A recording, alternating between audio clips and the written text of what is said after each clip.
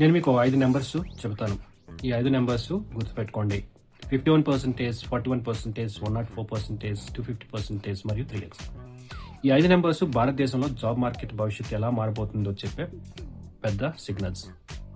మొదటిది, భారతదేశంలో engineering jobs 51% year on year పెరుగుతున్నాయి. రెండోది, US companies overseas R&D hiring లో భారతదేశం షేరు 2019లో 27% నుంచి 2025లో 41% పెరిగింది. మూడోది, లింక్డ్ఇన్ ప్రొఫైల్లో ఫౌండర్ అని పెట్టుకున్న వారి సంఖ్య భారతదేశంలో దాదాపు 104% పెరిగింది. నాలుగోది, లింక్డ్ఇన్లో స్మాల్ బిజినెస్ నుంచి హైరింగ్ 250% కంటే ఎక్కువ పెరిగింది. మరొకటి, డేటా సెంటర్ నిర్మాణానికి సంబంధించిన జాబ్స్ గత దశాబ్దంలో దాదాపు 3x పెరిగాయి. నేను హరి, ఇది ద రిక్రూటర్ ఇన్సైట్స్. ఇక్కడ మనం కేవలం జాబ్స్ గురించి మాత్రమే మాట్లాడడం, జాబ్ మార్కెట్ ఎటు వెళ్తుందో కూడా డీకోడ్ చేస్తాం. మీకు ఇలాంటి career intelligence plus business intelligence insights కావాలంటే ద రిక్రూటర్ ఇన్సైట్స్ని సబ్స్క్రైబ్ చేసుకోండి. ఎందుకంటే మీ కెరియర్ ఫ్యూచర్ గురించి నిర్ణయం తీసుకునే ముందు ఫ్యూచర్ ఎటు వెళ్తుందో తెలుసుకోవాలి. ఇప్పుడు ఈ నంబర్స్ ఎక్కడి నుంచి వచ్చాయని మీరు అనుకుంటున్నారు. ఇక్కడే అసలు విషయం ఉంది. నేను ఇవి చెప్పడం లేదు, ఇవి నా ప్రిడిక్షన్స్ కాదు, ఇవి సోషల్ మీడియాలో నేను చూసిన ర్యాండమ్ నంబర్స్ కూడా కాదు. ఇవి లింక్డ్ఇన్ డేటా మరియు లేబర్ మార్కెట్ ఇన్సైట్స్ నుంచి వచ్చిన నెంబర్స్. అంతేకాదు, వీటి గురించి మాట్లాడింది ఎవరో తెలుసా? LinkedIn CEO Dan Shapiro the Economic టైమ్స్కి ఇచ్చిన ఇంటర్వ్యూలో ఆయన భారతదేశ జాబ్ మార్కెట్లో జరుగుతున్న ఈ మార్పుల గురించి మాట్లాడారు.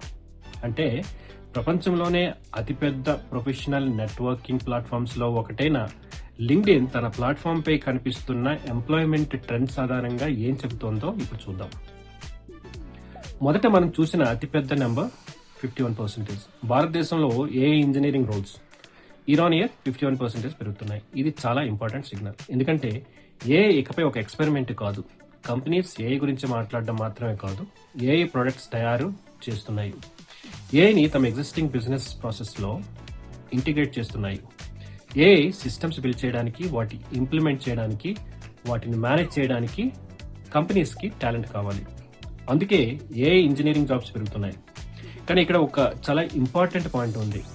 ఆపర్చునిటీ అంటే ఇంజనీర్ అవ్వాలి అన్న ఒక్కటే కాదు. ఎందుకంటే దాదాపు ప్రతి ప్రొఫెషన్లోకి వెళ్తోంది.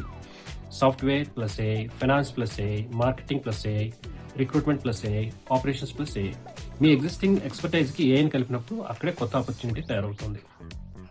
ఇక డాన్ షపిరో చెప్పిన విషయాల్లో నాకు చాలా ముఖ్యంగా అనిపించిన పాయింట్ ఇదే. కొత్త జాబ్స్ మాత్రమే క్రియేట్ చేయడం లేదు, ఇప్పటికే ఉన్న జాబ్స్ నే రీఇన్వెంట్ చేస్తుంది. ఒక రిక్రూటర్ ఇక ముందు కూడా రిక్రూటర్ లాగే ఉండొచ్చు, సాఫ్ట్వేర్ డెవలపర్ గానే ఉండొచ్చు, ఫినాన్స్ ప్రొఫెషనల్ గానే ఉండొచ్చు, మార్కెటింగ్ ప్రొఫెషనల్ గానే ఉండొచ్చు. కానీ ఆ జాబ్ చేయడానికి అవసరమైన స్కిల్స్ మారుతున్నాయి. అందుకే మనం అడిగే క్వశ్చన్ కూడా మారాలి. నా జాబ్ని తీసుకుంటుందా అనే ప్రశ్న కంటే మనం అడగాల్సిన బెటర్ క్వశ్చన్, నా జాబ్స్ని ఎలా మార్చబోతుంది మరియు ఆ మార్పుకు నేను సిద్ధంగా ఉన్నానా. ఇప్పుడు రెండో ఇంపార్టెంట్ నెంబర్ చూద్దాం. 27% నుంచి 41%. లింక్డ్ఇన్లో చర్చించిన డేటా ప్రకారం US companies overseas R&D hiring లో భారతదేశం షేర్ 2019లో దాదాపు 27% నుంచి 2025లో 41% పెరిగింది. ఇది చిన్న విషయం కాదు. భారతదేశాన్ని గ్లోబల్ కంపెనీస్ కేవలం లో కాస్ట్ టెక్నాలజీ డెస్టినేషన్ గా మాత్రమే చూడడం లేదు. ఇక్కడ increasingly engineering, technology, research and development, innovation capabilities build చేస్తున్నాయి.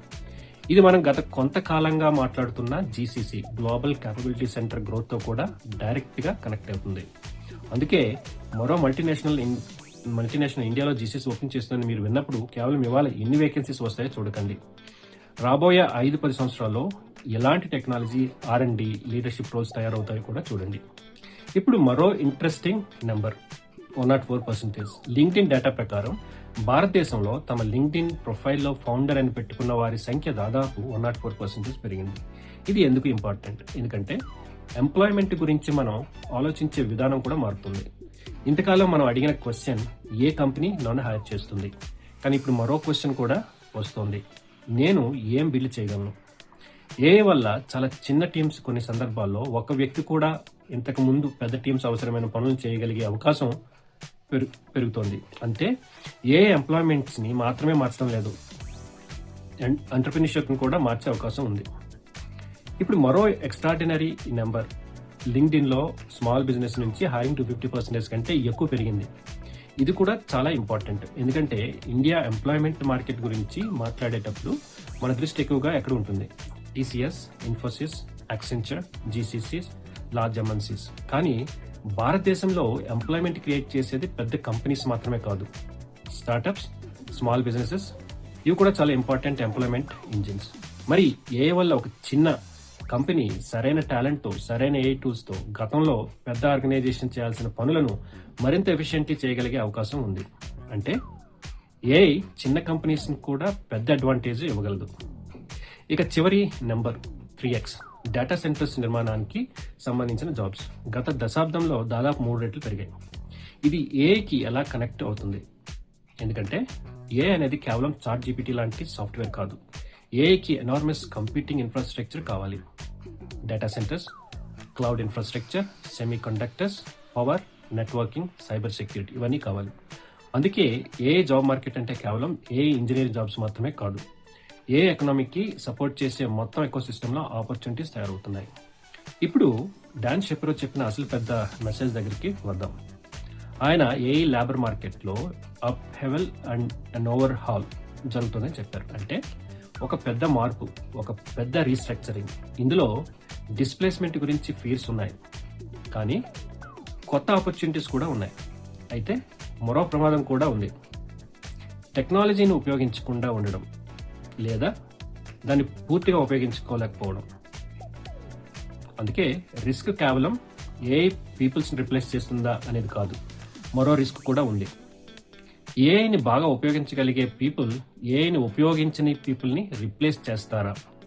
మరి ఒక ఇండియన్ ప్రొఫెషనల్గా మీరు ఈ మొత్తం డేటా నుంచి ఏం నేర్చుకోవాలి? నెంబర్ 1, మీ ఎగ్జిస్టింగ్ ఎక్స్పర్టైజ్ని వదిలేయకండి, దానికి ఏఐని జోడించండి.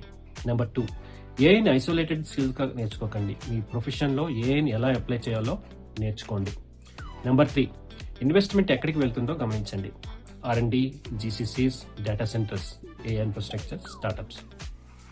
అడాప్టబిలిటీ పెంచుకోండి, ఎందుకంటే మీ జాబ్ టైటిల్ మారకపోవచ్చు, కానీ మీ జాబ్ చేసే విధానం మాత్రం మారే అవకాశం చాలా ఎక్కువ. ఇప్పుడు ఒక విషయం గుర్తుపెట్టుకోండి, నేను ఇవి చెప్పడం లేదు, ఇది నా ప్రిడిక్షన్స్ కాదు, ఇది సోషల్ మీడియా స్పెక్యులేషన్ కాదు, ఇవి లింక్డ్ఇన్ డేటా నుంచి వస్తున్న సిగ్నల్స్. మరి వీటి గురించి మాట్లాడింది లింక్డ్ఇన్ CEO డాన్ షెపిరో. అందుకే మనం ఇంకా ఏఐ నా జాబ్ని తీసుకుంటుందా అనే క్వశ్చన్ మాత్రమే అడుగుతూ ఉండకూడదు. బహుశా మనం అడగాల్సిన అసలు క్వశ్చన్, నా జాబ్ మారుతున్నప్పుడు నేను కూడా మారుతున్నానా?